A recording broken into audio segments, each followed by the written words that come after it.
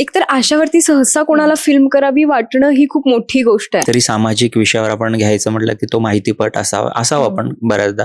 पण मला त्या माहितीच्या पलीकडे, त्या आशाच्या पलीकडे ती जी व्यक्ती होती, त्या व्यक्तीची गोष्ट सांगायची.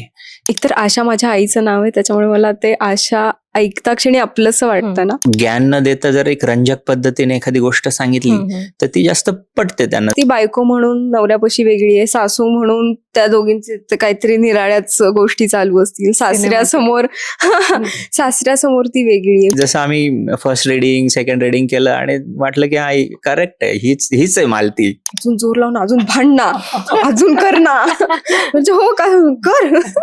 पोस्टरवर दिसणारी काही मंडळी तर ऍक्टर्स आहेत जे आपण सगळे त्यांना ओळखतो, पण पाठीमागच्या आशा आहेत.